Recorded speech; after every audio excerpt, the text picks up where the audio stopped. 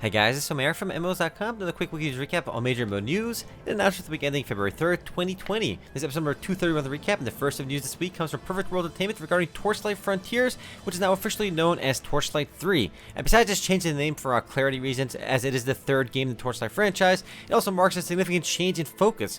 Torchlight Frontiers was a much more of an MMO experience than previous Torchlight games.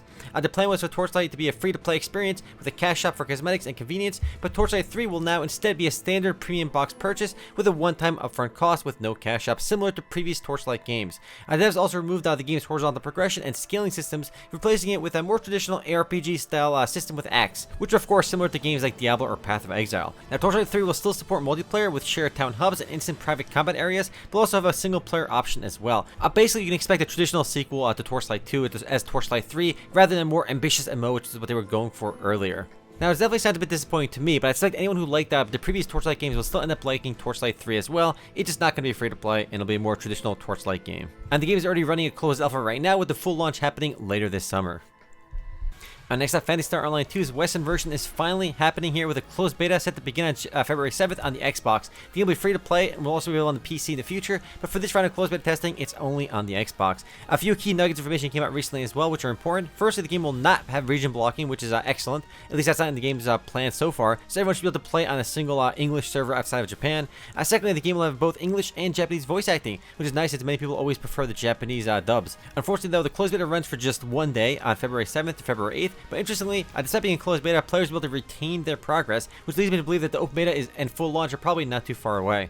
Next up, probably the strangest news of the week, City State Games is a company developing Camelot Unchained, and now a co-op tower defense-like game called Colossus. As you can guess, there's been a bit of a pushback from fans of Camelot Unchained, as the studio is now working on a second game, when Camelot Unchained isn't anywhere near playable just yet. City State Games, of course, says they'll be working on both games at the same time, but Camelot Unchained is what everyone who pitched into the game's crowdfunding efforts bought into, so they're upset for a good reason. Now, according to Mark Jacobs, the founder and head honcho over at City State, Colossus actually helped speed up some of the development for the PB-centric Camelot Unchained, which actually sounds a bit like the folks over at Intrepid Studios saying that Astral Creation Apocalypse actually sped up development for the MMORPG, but I'm not sure how much of that I'm actually buying. This is definitely a bit of a strange turn of events, and it makes me wonder if we're ever going to get Camelot Unchained. I'm definitely not optimistic, and I'm not sure what they're thinking, but I'm sure we'll learn more in the near future.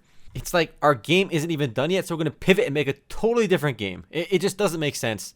Next up, CrossFire, the wildly popular free-to-play shooter in China, is shutting down in its home market of South Korea. It's developed by the South Korean gaming giant Smilegate, and it brought in a record $1 billion in revenue last year, making one of the highest-grossing PC games in the world. Unfortunately, the game wasn't super popular in South Korea, though. The game's English language servers are still running, and there are actually two spin-off titles in the works, Crossfire X and Crossfire Zero, with Crossfire X coming to Xbox and PC in 2020 through a partnership with Microsoft. And I can't emphasize just how successful Crossfire actually is. I mean, it's easily 5 to 6 times more successful. It makes more money than Counter-Strike Go, which is probably one of the biggest shooters here in the West. But again, Crossfire's success basically comes entirely from China. But yeah, rest in peace, Crossfire in South Korea. The English servers are still going, though. Up next, we have some interesting industry news. Dauntless' developer Phoenix Labs was acquired by the Southeast Asian tech giant Garena for about $150 million. This definitely comes as a bit of a surprise, and I thought for sure if anybody's going to buy Dauntless, it was going to be Epic Games, given their exclusive relationship with the Epic Games Store. Well, nothing is expected to change for Dauntless in the near term. The official announcement, they did say that both parties, being Garena and Phoenix Labs, will build on Phoenix Labs' world-class development capabilities and explore new growth opportunities in global markets and on mobile, which of course means we can expect a mobile version in the future. $150 million is obviously a lot of money, but if Dauntless remains popular, it could prove to be a really good purchase. But then again, with the launch of the Iceborne expansion for Monster Hunter World, there's obviously a lot of competition in this space. Next up, Tera's latest update, titled the Crescent Sea Update, is set to launch later this month and will feature the new Elun Valkyrie class combo, additional character slots, and a 5-player Sea of Honor dungeon.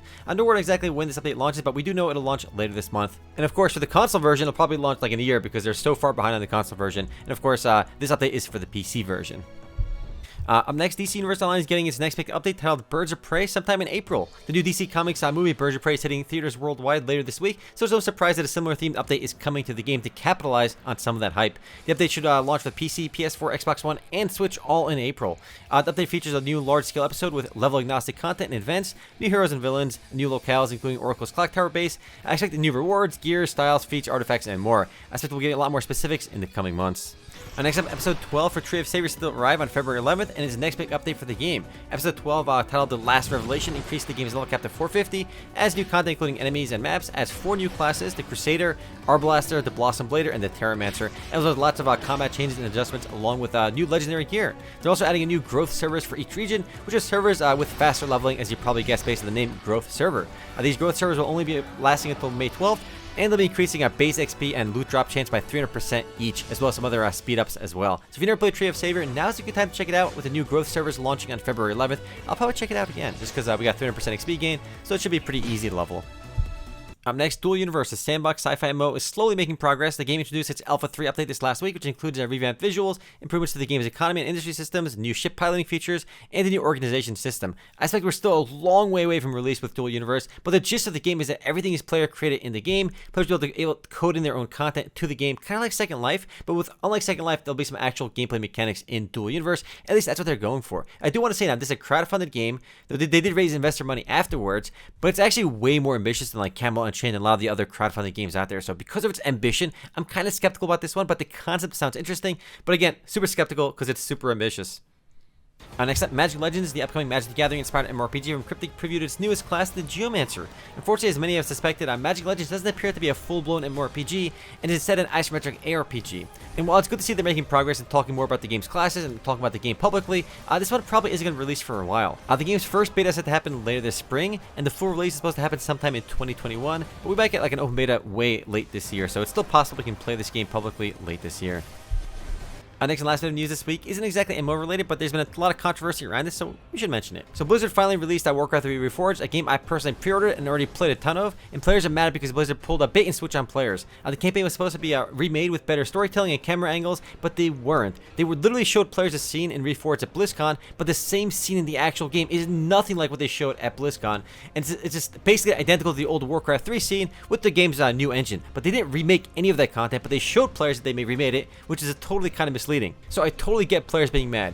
Now, personally, I didn't buy Reforged for the single player, and I've been playing custom maps online most of the time, and so far, for me, they've been okay so far. Is it worth 30 bucks? I don't know. I'm clearly nostalgic for Warcraft 3, so I did end up buying it, but I do find it pretty ridiculous that they show players one thing, and they deliver something totally different, which is a total lie.